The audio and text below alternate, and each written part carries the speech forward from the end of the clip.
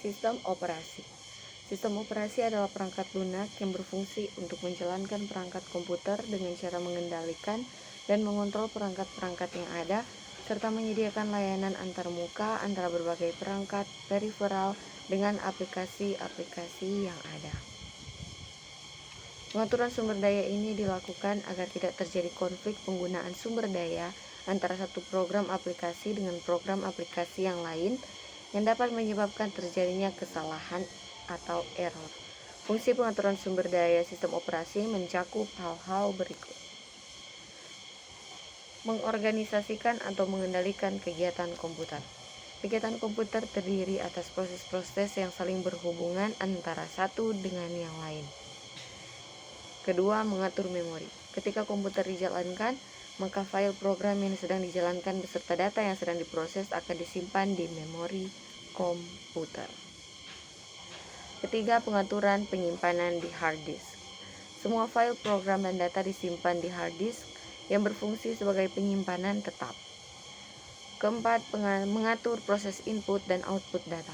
Komputer mempunyai perangkat input dan output data seperti keyboard, mouse, dan monitor yang menjadi tempat masuk serta keluarnya data dan perintah pada komputer.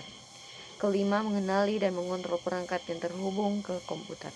Kemajuan teknologi menyebabkan semakin banyaknya perangkat yang dapat dihubungkan dengan komputer, seperti mesin dan sensor. Ketika dihubungkan dengan komputer, sistem operasi bertanggung jawab untuk mengenali dan mengontrol perangkat tersebut dengan menggunakan perangkat lunak yang biasa disebut dengan driver. Keenam, manajemen file. Informasi-informasi yang disimpan di komputer disimpan dalam bentuk file-file. Manajemen file yang dilakukan dengan sistem operasi mencakup hal-hal berikut. Pembuatan dan penghapusan file, pembuatan dan penghapusan folder, mendukung manipulasi file dan folder, memetakan file ke tempat penyimpanan tetap hard disk, membackup file ke media penyimpanan tetap. Yang kedua, berbagai jenis sistem operasi. Sistem operasi yang pertama adalah DOS, adalah sistem operasi yang menggunakan antarmuka karakter atau sering disebut dengan Character User Interface atau CUI. Artinya sistem operasi DOS berkomunikasi dengan penggunaan komputer dengan karakter-karakter teks. Dan yang kedua adalah Windows. Windows versi 3.0 pertama kali dikeluarkan oleh Microsoft pada tahun 1990. Windows ini merupakan kelanjutan dari Windows 1.0 dan Windows 2.0 yang dimunculkan sebelumnya, yaitu pada tahun 1985 dan 1987. Windows paling banyak digunakan sebagai sistem operasi karena penggunaannya yang mudah dan ramah terhadap pengguna, user friendly. Kelebihan lain dari Windows adalah program-program aplikasi yang dapat dijalankan di sistem operasi Windows telah banyak tersedia. Akan tetapi, kendala yang dihadapi dalam penggunaan Windows adalah harganya yang mahal. Dan yang ketiga adalah Unix. Sistem operasi Unix banyak digunakan pada komputer besar seperti superkomputer, mainframe, dan sebagainya. Superkomputer dan mainframe adalah komputer yang digunakan pada perusahaan-perusahaan besar seperti bank dan Badan Pertahanan Amerika. Dan yang keempat adalah Linux. Sistem operasi Linux dikembangkan oleh Linus Benedict Torvalds dari Finlandia.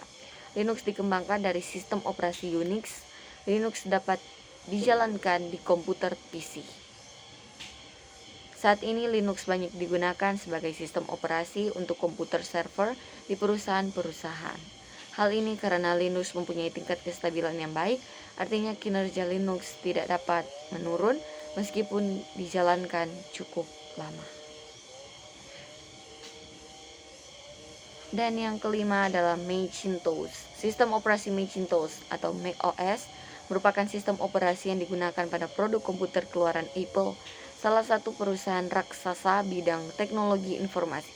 macOS dikeluarkan oleh Apple pada tahun 1984 dan merupakan langkah revolusioner. Sistem operasi ini sangat mudah digunakan meskipun oleh pemula sehingga langsung disukai oleh pengguna.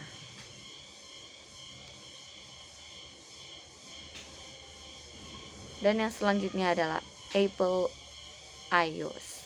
Apple iOS adalah sistem operasi yang khusus digunakan di smartphone iPhone keluaran Apple. Selain smartphone tersebut, tidak ada lagi smartphone lain yang menggunakan sistem operasi tersebut. Menghidupkan dan mematikan komputer.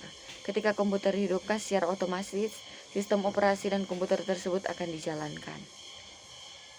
Secara rinci, langkah-langkah untuk menjalankan komputer dengan sistem operasi Windows adalah sebagai berikut. Yang pertama, memastikan komputer telah terhubung dengan sumber daya listrik.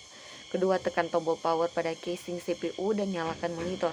Ketiga, tunggu sampai muncul tampilan login pengguna. Keempat, pilihlah salah satu nama pengguna dan jika diminta, masukkan password. Kelima, klik tombol enter. Dan keenam, tunggu sebentar sampai desktop Windows ditampilkan.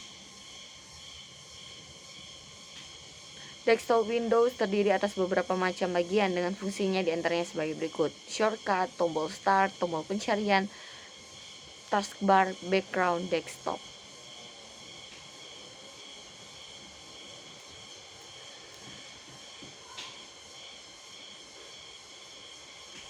Bahaya komputer dan teknologi antara ramah lingkungan.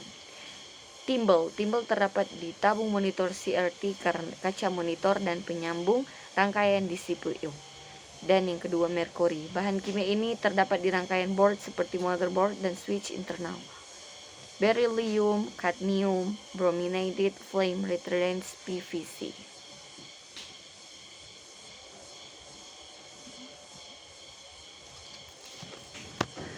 Sekian dari saya dan terima kasih.